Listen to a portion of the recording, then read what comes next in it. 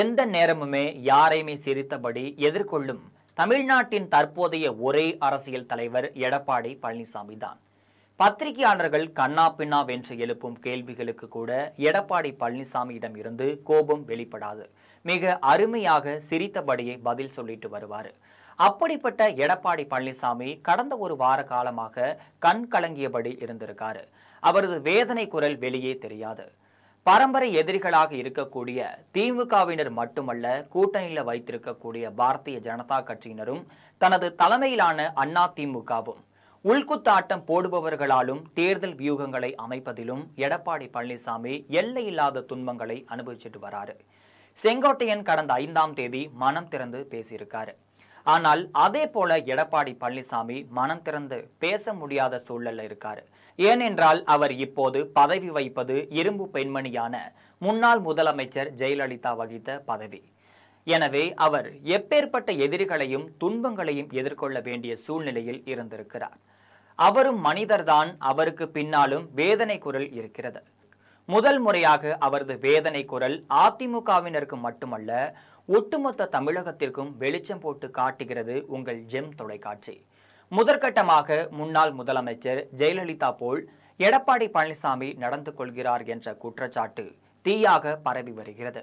உண்மை அதுவல்ல. தற்பொழுது கட்சியை காப்பாற்றுவதற்காக அவர் சில தடாலடி முடிவுகளையும் எடுக்க வேண்டிய சூழ்நிலையில் இருக்காரு. இந்த முடிவுகளை எடுக்கும் பொழுது அவர் மீது இந்த குற்றச்சாட்டை எழுப்பப்படுகிறது என்பதுதான் உண்மையாக பார்க்கப்படுகிறது. கூட்டணி கட்சியாக இருக்கக்கூடிய பாஜகவின் தலைமை பொறுப்பாளர் உள்துறை அமித்ஷாவாக இருந்தாலும் சரி, முன்னாள் தமிழக அமைச்சர் செங்கோட்டையனாக இருந்தாலும் சரி, எதையும் எதிர்கொள்ளும் பலமான மனப்பான்மையுடன் இருக்கிறார் எடப்பாடி பழனிசாமி அவர்கள். அவர் தனக்கு நெருக்கமானவர்களிடம் மிகவும் மனம் விட்டு பேசிய தகவல்தான் இப்பொழுது ஜெம் தொலைக்காட்சி உங்களுக்கு காணொளி மூலமாக தெரிவிக்கின்றது. தனது நெருங்கிய சகாக்களிடம் அவர் வேதனையுடன் பேசிய போது ஓ பன்னீர்செல்வத்தை நம்முடன் சேர்த்து கொள்ள வேண்டும் என்று சொல்கிறார். அவர் என்ன வேலையெல்லாம் செய்தார்கள் என்பது எல்லாருக்குமே தெரிந்த விஷயம்தான். தர்மயுக்தம் என்ற பெயர்ல நமது அதிமுகவையே அழிக்க நினைத்தவர் அவர். ஆட்சியை கவிழ்ப்பதற்காக திரைமறைவில் அவர் செய்த வேலைகள் எல்லாம் நமக்கு தெரியும். அவரை எப்படி அதிமுக மீண்டும் சேர்த்து கொள்ள முடியும்? டெல்லி பாஜக மேலிடத்திற்கு தமிழகத்தின் நிலைமை புரியவில்லை. திமுகவை பொறுத்த வரையில அது கட்சி தலைவரை சார்ந்த அமைப்பாகும். ஆனால் அதிமுக அப்படி இல்லை. இது தொண்டர்கள் சார்ந்தது. இங்கு தொண்டர்கள் தான் எல்லாவற்றையும் முடிவு செய்வார்கள். நம்மை பொறுத்த வரையில பாஜக கூட்டணியில் தான் இருந்தோம். அண்ணாமலை தான் அம்மாவை பற்றி பேசி அதை உடைத்து போட்டிருக்கிறார். இதுவரையிலும் நாம கூட்டணி வைத்த பிறகு முதல் வேட்பாளர் யார் என்பதை பாஜக சொல்ல மறுக்கிறது. கூட்டணி ஆட்சிதான் அமைப்போம் என்கின்றார்கள். அவர்கள் அதிமுகவை கைப்பற்ற நினைக்கிறார்கள் என்று நினைக்கிறேன். தொடக்கத்திலேயே நாம் தெளிவாக சொல்லிவிட்டோம். நான் தான் முதல்வர் வேட்பாளர், அதிமுக தான் தனித்த ஆட்சி அமைக்கும் என்பதை திட்டமிட்டதாக நாம் சொன்னோம். அவர்கள் சம்மதம் சொல்லிய பிறகுதான் கூட்டணி பேச்சுவார்த்தை முடிவடைந்திருக்கிறது. பாஜகவை பொறுத்தவரையில அவர்கள் என்ன திட்டம் போடுகிறார்கள் என்பது எனக்கு தெரிய வரும். சட்டமன்ற தேர்தலில் மட்டுமல்ல, 2029ஆம் ஆண்டு நடைபெறக்கூடிய நாடாளுமன்ற தேர்தலிலுமே பாரதிய ஜனதா கட்சி அதிகமாக ஜெயிக்க வேண்டும் என்பதற்காக திட்டம் போட்டு நிர்மலா சீதாராமன் மூலம் இந்த செயல்கள் நடைபெறுகின்றன. செங்கோட்டையன் செயல்படுவது நிர்மலா சீதாராமன் பின்னணியில்தான்.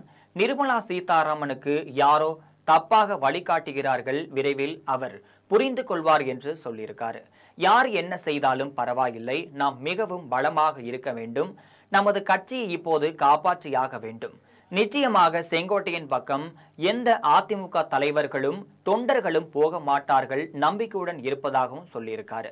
செங்கோட்டையன் தனக்கு வேண்டிய சிலரிடம் கட்சிக்கு நான் தான் பொதுச் செயலாளர், நான் தான் முதல்வர் வேட்பாளர், சின்னம்மா, டிடிவி தினகரன், OPS எல்லாமே ஓகே சொல்லி இருப்பதாகவும் பேசியிருக்காரு. இவர்கள் யாரெல்லாம் செங்கோட்டையன் ஆதரவாளர்கள் என்று புரளை கிளப்பி விடுகிறார்களே, அவர்கள் எல்லோருமே என்னுடன் பேசிக்கொண்டுதான் இருக்கிறார்கள். நம்பிக்கையாக இருங்கள். டெல்லியை என் பக்கம் திருப்பி காட்டுகிறேன். தொண்டர்கள் நம்முடன் இருக்கும் வரை யாரும் நம்மை அசைக்க முடியாது. அதிமுகவை துண்டு போட்டு அமுக்க நினைக்கிறார்கள். அம்மாவின் கனவை யாராலும் அழிக்க முடியாது. நான் தைரியமாக இருக்கிறேன், நீங்களும் தைரியமாக இருங்கள் என்று பேசியிருக்காரு. அவர் ரகசியமாக தனது சகாக்களிடம் பேசிய பேச்சு தற்பொழுது ஜெம் தொலைக்காட்சி வெளியிட்டிருக்கிறது. அதிமுகவில் இனி எப்போது வேண்டுமானாலும் எந்த அதிரடி நடவடிக்கை வேண்டுமானாலும் நடைபெறலாம் என்பது முக்கிய செய்தியாகும்.